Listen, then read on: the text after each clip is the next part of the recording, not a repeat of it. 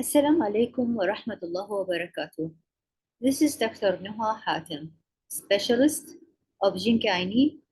Today I will speak a little bit about what is the dengue fever, because as you know, everywhere there will be meeting about how to increase the awareness among people about dengue fever. So, the emergence and dissemination of arboviral disease have led to the recognition of their implication and potential significant complication in pregnancy. Their worldwide distribution, the risk of rapid re-emergence, and the difficulties related to the diagnostic consideration significantly challenge public health authorities when establishing practical travel recommendations. Efforts should be made to adequately inform travelers about potential risk in order to make optimal decisions and to reassure exposed couples trying to conceive. So, what is the causative agent of dengue fever? Is dengue virus, which encompasses 4 different serotypes. Each can lead to dengue fever, and severe dengue also can be known as dengue hemorrhagic fever. What are the factors? Aedes aegypti and Aedes albopictus أو الزائجة المصرية باللغة العربية. So the mosquito can be recognized by white marking on their legs and a marking in the form of a layer on the thorax. The mosquito originated in Africa, but is now found in tropical and subtropical regions throughout the world. So as you see here, this is the mosquito which transmit the virus to the human. If you see the leg, there is white marking on the leg and also on the thorax. So, what are the mode of transmission? The mode of transmission to the human through the bites of infected female Aedes mosquitoes when the patient suffering from a dengue fever is bitten by a vector mosquito. The mosquito is infected. It may spread the disease by biting other people, but it cannot be spread directly from human to human. So as you see in this picture, this is the mosquito will infect this human being who has dengue and will transmit the dengue from this human to other human. So it's transmitted to human through the bites of infected female Aedes, so female mosquito. What are the clinical features? High fever? Yes, can happen. Severe headache? Yes. Pain behind the eyes? Yes. Muscle and joint pain? Nausea, vomiting? Rash. Incubation period range from 3 to 14 days. So from 3 to 2 weeks after the bite of the mosquito. As you see, these are all can happen in any viral disease: high fever, severe headache, pain behind the eye, muscle and joint pain, nausea, vomiting. And rash is very important to know it's happened in dengue fever. So what are the clinical features again? Some infected people may not have obvious symptoms. Some may only have mild symptoms like fever, or have non-specific febrile illnesses with rash. Symptoms of first infection are usually mild. Once recovered, lifelong immunity to that serotype, because if you remember in the beginning, we say there are several serotypes. So if one human got dengue fever, he will get lifelong immunity against that type of serotype of dengue virus. Subsequent infection will other serotype of dengue virus are more likely to result in severe dengue. So, a first time a human infected with dengue viral, it will be mild, but subsequent infection with other serotypes will be more severe sign and symptom. So, what are the complications of dengue fever? Severe and potential fatal. Initially, there are non-specific symptoms of dengue fever, high fever, which lasts for 2 to 7 days, as any viral may take 1 week only, and can be high as 40 to 41 centigrade. Later, there may be bleeding tendency. That's why we are called hemorrhagic dengue fever, such as skin bruises, nose, gum bleeding, and possibly internal bleeding. In severe cases, circulatory failure, shock, and death. So, as now there are a lot of discussion about dengue fever. If we get one patient with fever, very high fever, 40 to 41, with rash and bleeding, tummy bleeding, put in mind maybe dengue fever. So, immunity is attained against that serotype from its subsequent infection, but there are no effective protection is confirmed against subsequent infection by other 3 serotypes. Again, we said we have 4 serotypes. If you get one type infection with dengue fever, you will get immunity against that serotype, but you might get another dengue fever, but it will be more severe by other 3 serotypes. So what are the management of dengue fever? There is no specific medication for dengue fever or severe dengue.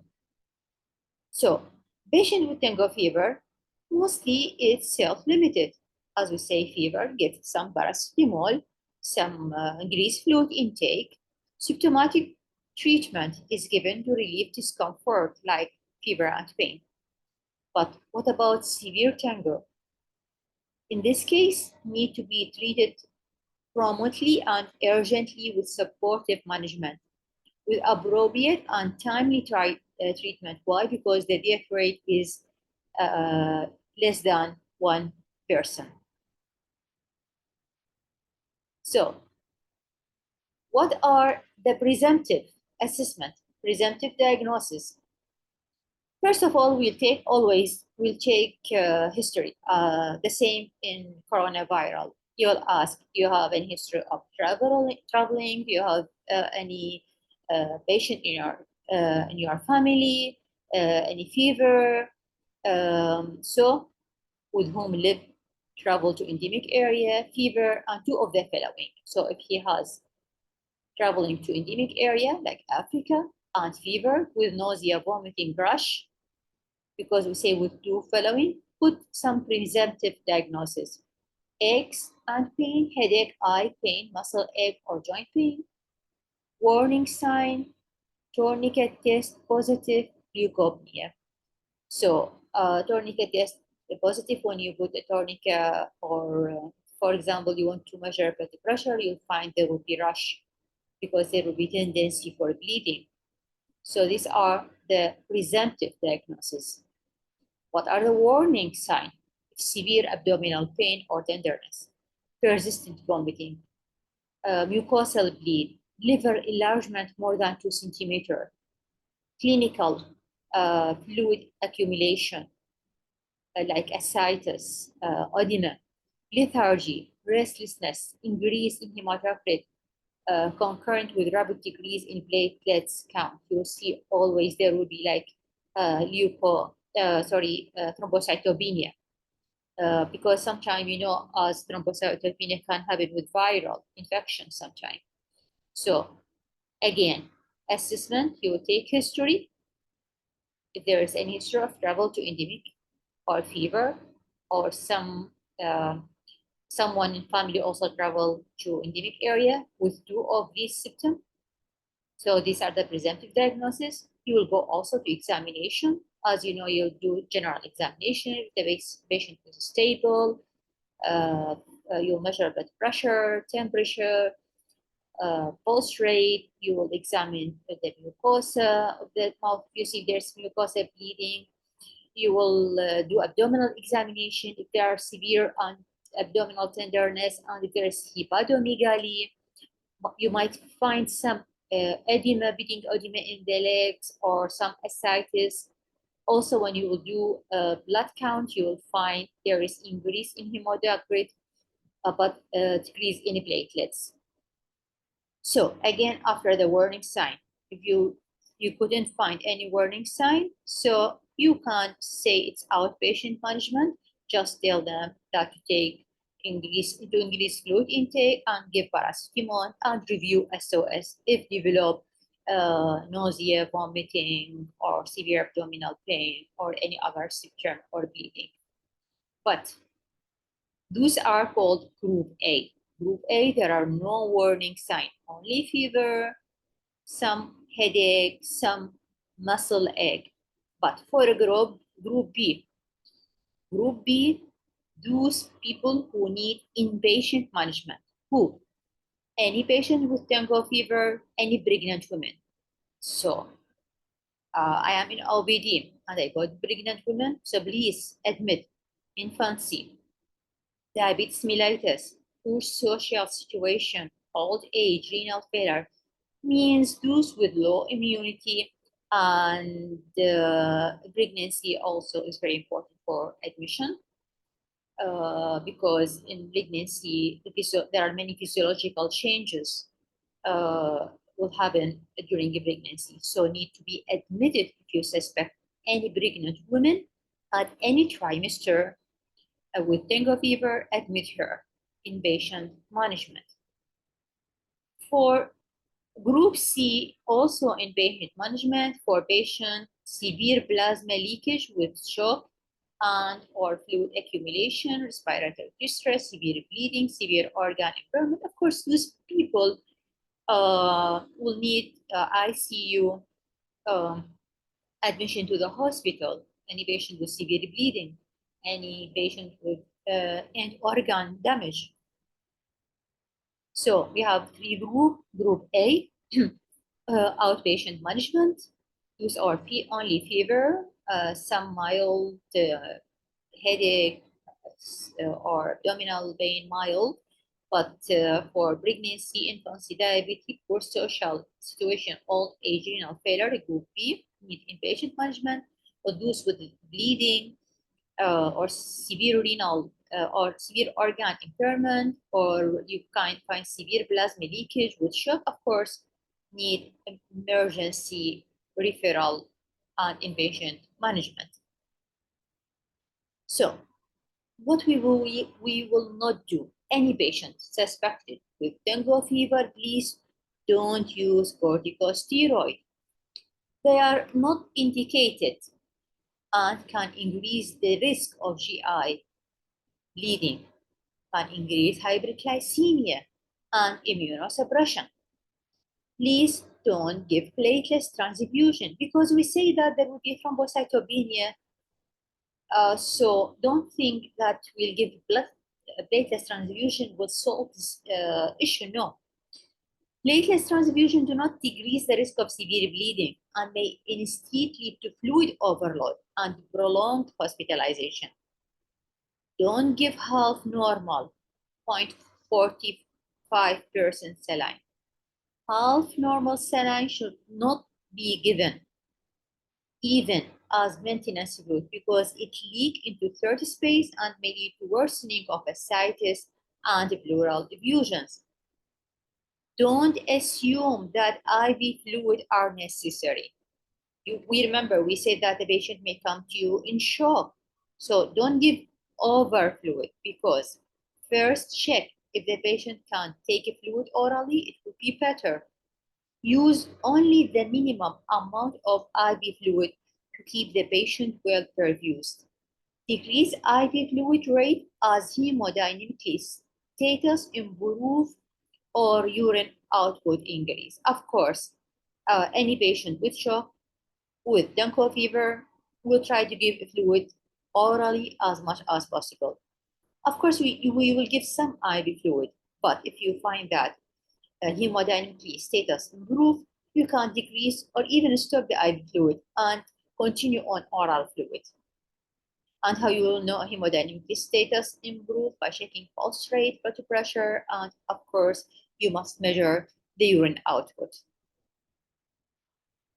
So, classic dengue fever is defined by the World Health Organization as an acute febrile illnesses with two or more of the following signs or symptoms: intense headache, retroorbital pain, myalgia, arthralgia, rash, leukopenia, hemorrhagic manifestation because of low platelets.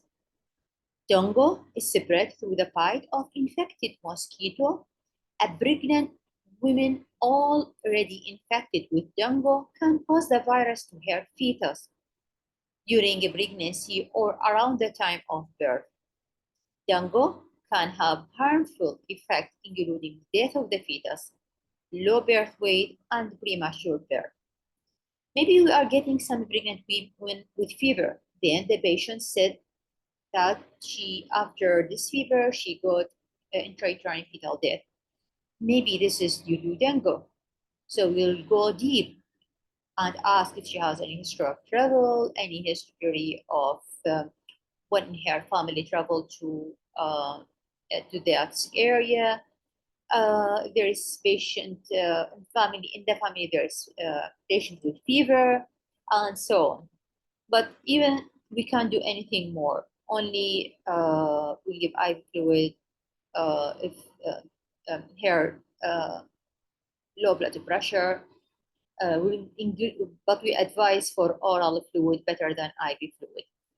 There are four grades ranging from uncomplicated dengue fever to dengue hemorrhagic fever. We said that the severe type is dengue hemorrhagic fever because there will be bleeding, because there will be very low platelets, and devastating dengue shock syndrome.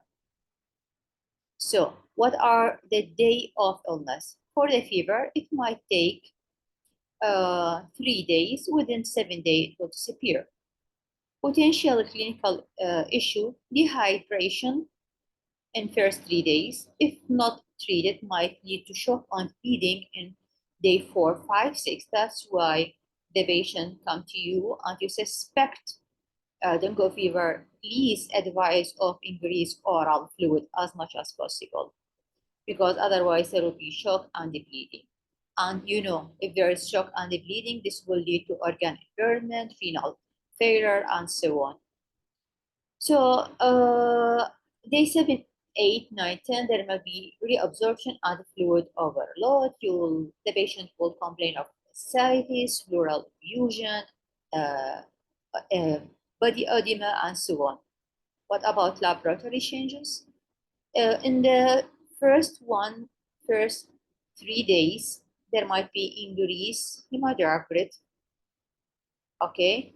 But the platelets will be decreased, especially in day 7, 8, 9, and 10. There will be low platelets. What about serology and virology? Of course, the viremia will be high, IgM and IgG will be increased within 10 days. As you know, in the viral, we have the investigation mostly is IgM and IgG.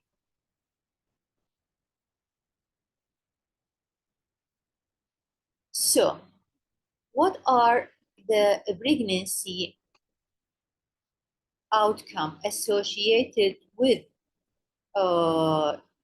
dengue fever? So, pregnancy outcome associated with arbovirus. We say dengue is type of arbovirus. So we have here in Zika viral and dengue virus. So increased maternal complication in dengue fever, yes, but in Zika virus, no maternal complication. What about sexual transmitted transmission in Zika virus? Yes, it can be transmitted from male to female to sexual contact, but for dengue fever, not for public health significance. Transplacental for both, yes. What about fetal malformation? The dengue fever can lead, as I said before, to intrauterine fetal death, but no fetal malformation. But Zika virus can lead to severe fetal malformation. What about premature birth? In Zika virus, no. In dengue virus, yes, very likely because of the severity of maternal disease. Small gestational age can happen in Zika virus, but not happen in dengue fever. What about perinatal transmission? Very rare in Zika virus, but yes, in dengue. The adverse neonatal outcome, mild infection, rash, hepatitis, thrombocytopenia can happen. Yes, if the mother deliver, the baby might get some mild infection, rash, and hepatitis, thrombocytopenia. The same for dengue fever. If severe disease, the child might get sepsis and encephalitis. It's never happened in Zika virus, but yes, if the mother has dengue viral and during pregnancy and delivery, her baby may get sepsis and encephalitis. Long-term sequelae could be severe in Zika virus, but not in dengue virus. So this is about the flavivirus, all about arbovirus in pregnancy. What we understand now in dengue fever, it is not transmitted through sexual contact. There is no increased maternal complication, no fetal malformation, but increase premature birth, increase fetal loss, increase also sepsis for the neonate and encephalitis. Here they are talking about chicken virus. This is another toga viral, different from flaviviral, but all the same to the arbovirus.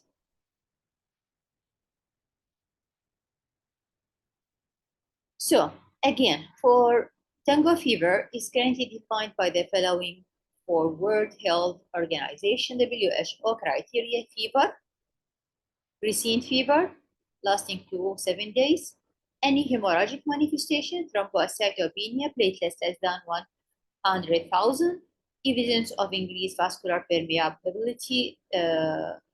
When you apply tourniquet, you will see that there are some rash, some ecchymosis. That means increased vascular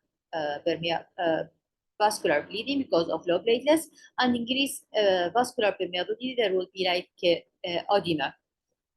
The most common hemorrhagic manifestation are mild and include a positive tourniquet test, as I say, skin hemorrhage, petechiae and hematoma, epistaxis, gingival bleeding, gum bleed, and microscopic hematuria. More serious type of hemorrhage include vaginal bleeding, hematemesis, melena, and intracranial bleeding. Evidence of a plasma leakage due to increased vascular permeability consists of at least one of the following: elevated hematocrit more than 20% above the population means hematocrit for age and sex, a decline in hematocrit after a volume replacement treatment of more or equal to 20% of baseline hematocrit, presence of pleural effusion or ascites detected by abdominal examination or radiology or other imaging method, because also hypoproteinemia. So as you see here again, the basis of infection that resulting in dengue fever, dengue hemorrhagic fever, which is the more severe type, febrile, critical, convulsions. So again, this is the same as we mentioned in the previous slide. There will be thrombocytopenia, increased hematocrit, leukopenia, means the platelets will be low, the white PC also will be low, but hematocrit will be increased. And these both will happen in the first 2 to 7 days. There will be fever, dehydration because of decreased fluid intake, maybe convulsion because of the high fever, and severe hemorrhage. After that, we say there will be plasma leak, last for day to 2 days. So either there will be normal or subnormal temperature, varying degrees of plasma leak into pleural and peritoneal space, varying degree of hemorrhage, risk of developing shock and death. Potential complication: unrecognized severe plasma leakage or hemorrhage leading to shock, intracranial bleed, metabolic abnormality, hypoglycemia, hyponatremia, hypocalcemia, metabolic acidosis, coagulopathy, fulminating hepatic failure, prolonged shock leading death. We all mentioned this in the previous slide. It's only repetition. So the hallmark feature, when there will be reabsorption last 2 to 4 days, resolution in plasma leak and hemorrhage, stabilization of vital sign, reabsorption of accumulated fluid, including leaked plasma and administrated intravascular fluid, improve appetite and sense of well-being. Potential complication: intravascular fluid overload due to continual aggressive volume resuscitation during convalescent phase. So again, when you get one with severe fever and you find there is tourniquet sign, ecchymosis, if you find some bleeding, um, and you send for hematocrit, you find low platelets and low white PC, increased hematocrit, please don't give more IV fluid, increase on oral fluid, because giving more intra fluid, this will lead to more complication. So please do history, examination, and assessment. And whether the patient need inpatient or outpatient, you will do this according to the history and examination and laboratory investigation.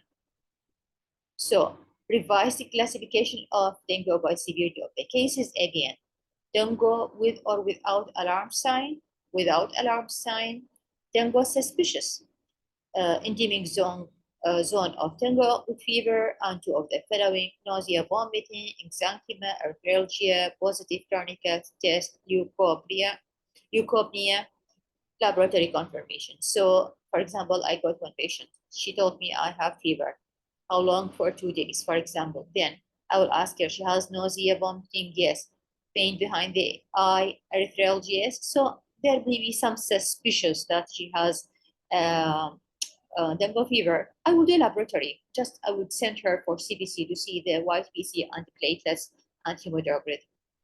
But if alarm sign, for example, the patient, he or she come with severe abdominal pain, with fever, persisting vomiting, there's mucosal hemorrhagic edema, lethargy, agitation, hepatomegaly, increased hematocrit with very low platelets. So please, these are require medical observation and intervention.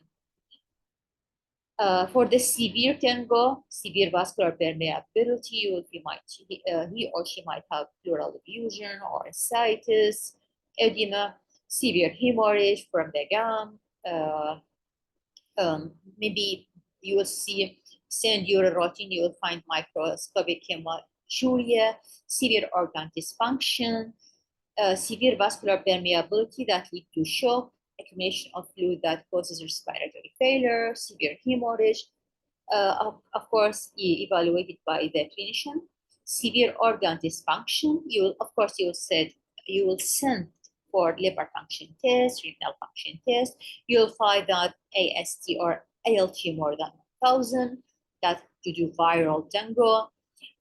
Central nervous system might lead to loss of consciousness because of the fever, because of the organ damage, cardiac and other organ dysfunction. So other patients who might need admission, please, even without above criteria, are pregnant mother.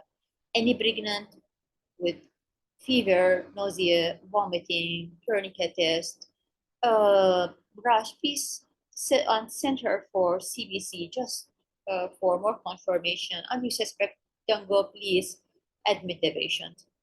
I'm focusing on pregnant mother because I'm gynecologist. Elderly patient also because they are low immunity. Obese patient also because they are also they will have like metabolic syndrome. They might get they may have hypertension or diabetic, so they need also admission.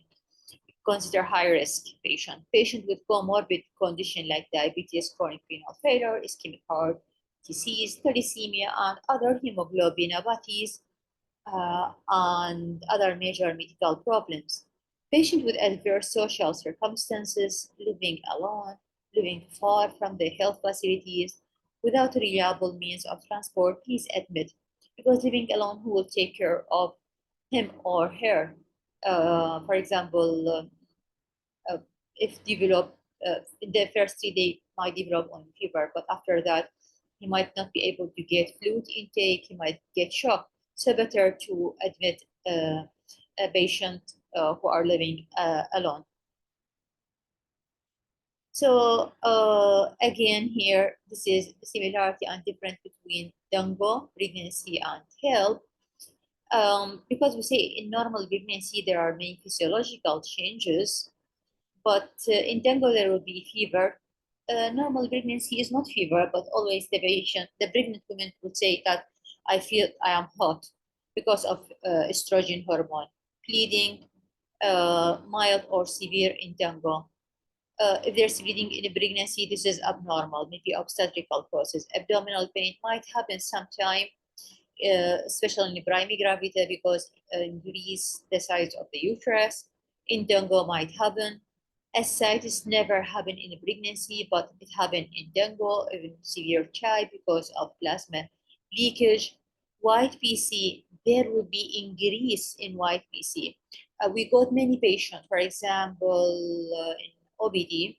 I got many calls from GB. They are telling me that the patient, for example, has fever and the white PC is high. Can I give her antibiotic? No, please.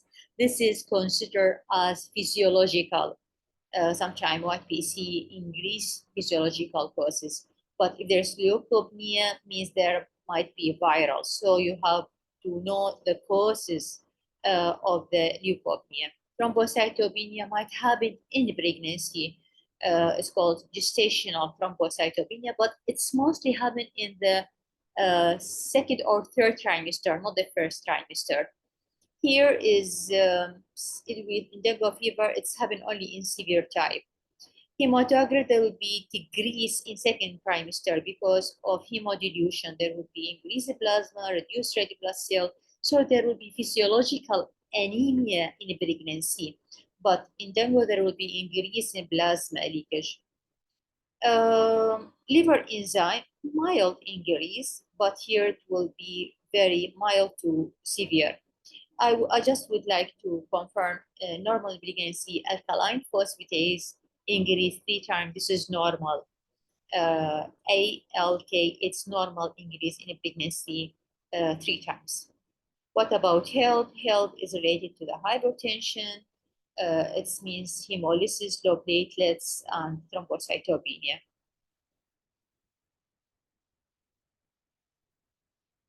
So to tell outpatient when to return, teach them about warning sign and their timing and critical period that follow. After discharge, recognize the critical period. Critical period begin with diversence and last for 1 to 2 hours, 1 to 2 days. During this period, some patients may rapidly deteriorate. To closely monitor fluid intake and output, vital sign, and hematocrit level. This is a repetition what we say up in the previous slide. Focus on the input and output should be measured at least every shift and vitals at least every 4 hours. Hematocrit should be measured every 6 to 12 hours at minimum during the critical period. To recognize and treat early shock, administer colloid as albumin for refractory shock. To give red blood cell or whole blood clinically significant bleeding. If hematocrit is dropping with unstable vital sign or significant bleeding is apparent, immediate transfusion is necessary. So again, without the outpatient, it just follow CPC, watch the dehydration, and watch the warning sign, watch for the divergence, indicating beginning of critical phase. Advise patient to their family to do the following. Control the fever. You can give paracetamol every 6 hours, maximum 4 doses per day. Do not give ibuprofen or aspirin. Avoid protein and aspirin, please, because these would then go viral.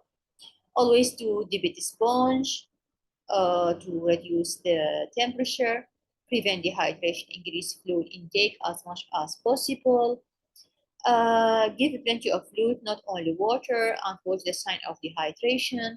Bring the patient to clinic or emergency room in the following cases. If reduce urination, if there is few or no tear when child cries, dry mouth, sunken eye, listlessness, agitation, or confusion, fast heartbeat, cold or clammy finger means sign of shock, sunken fontanelle in infants. All this information should be informed to the family and to the patient. How to prevent spread of dengue within your house? Place patient under bed, net, or have patient use insect repellent while febrile to avoid infecting mosquito that can infect other within 2 weeks. Kill all mosquito in house, empty container that carry water on patio, put a screen on window and doors to prevent mosquito from coming into house. And watch for the warning sign as temperature decline 3 to 8 days after symptom begin. Return immediately to clinic if there is the following signs: severe abdominal pain, red spot or patch on skin, bleeding, vomiting of blood, or there's black tarry stool, or drowsiness, irritability, pale cold, clammy skin, or difficulty breathing. So again, this is repetition about the warning sign. So it's very important to obtain baseline complete CBC and fluid intake and output and vital sign every 4 hours. This is for inpatient. And continue monitoring for the vital sign, as we say, if the patient need oral fluid, oral or fluid intake. So check hematocrit, give intravenous, the type is crystalloid, either normal saline or rinker lactate. Give isotonic crystalloid in stepwise manner. That means 5 to 7 ml per kg per hour for first 2 hours, then 3 to 5 ml per kg per hour for 4 hours, because we don't want to overload the patient with IV fluid. And again, after that, check hematocrit. If everything back, we can ask the patient for oral fluid and stop intravenous fluid. Clinical stable and no change, minimal in hematocrit. Continue isotonic crystalloid at 2-3 ml per kg per hour for 2-4 hours and recheck hematocrit. Reassess clinical status of the patient. Adequate fluid intake and urine output, hematocrit decrease to baseline or slightly below baseline, but clinically stable, then reduce isotonic crystalloid.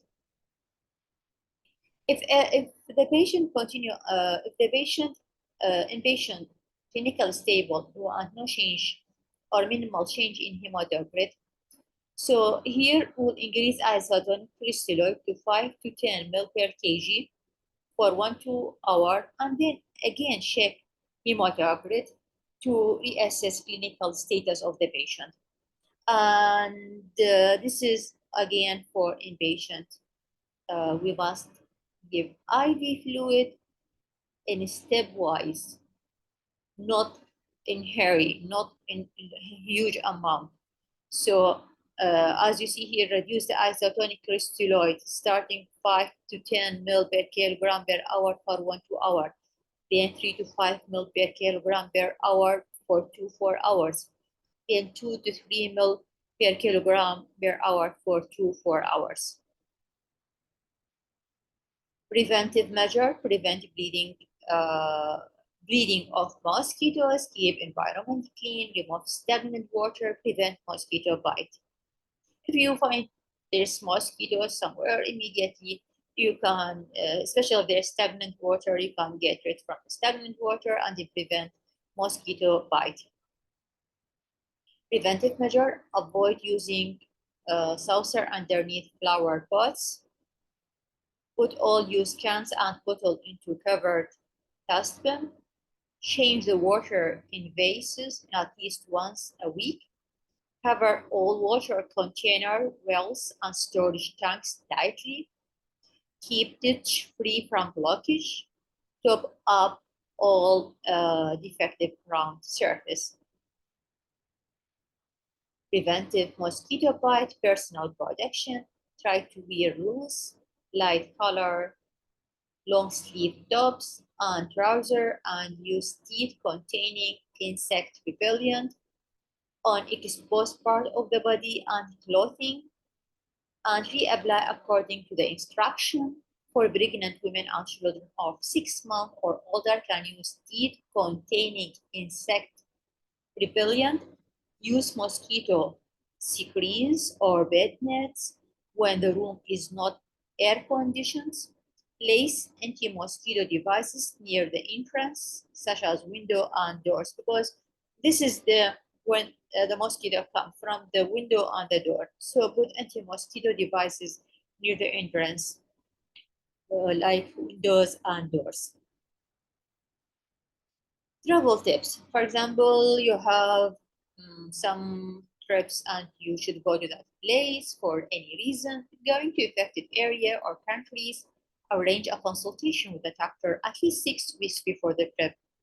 For children who travel to countries or areas where mosquito-borne diseases are endemic or epidemics, and where exposure is likely, children aged 2 months or above can use teeth containing insects repellent with a concentration up to 30%.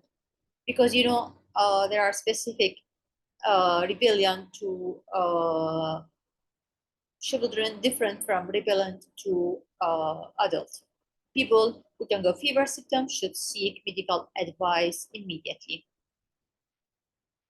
So here, what about the Zika? What is the difference between Zika and dengue? As we say, it is the same family. They are from the same family, okay? But the same carrier, Aedes aegypti, زائج المصرية. Again, the transmission, we say, mosquito bite, go to the pregnant women, the mother to the child, or blood transfusion, or through sexual contact. But in dengue is mosquito bite, go to the human, bite human, infected human, then again infect another human. So from human to human through mosquito bites. What about the symptom? Fever lasts a few days or weeks and subsides, but here fever can last for few weeks, and if untreated can lead to bruising and bleeding. Dengue can leave more sign and symptom than Zika virus. But the problem for Zika virus is mostly to the pregnant women, mostly to her baby. There will be microcephaly, there will be congenital anomaly. But here, most the complication is to the patient, to the person, might lead to hemorrhagic fever, can be fatal. How to prevention? What are the preventive methods? For Zika virus, of course, practice safe sex, keep mosquito away. Here also the same, keep mosquito away and be fully clothed. And these are the resources that I used for my presentation. Thank you very much for your listening.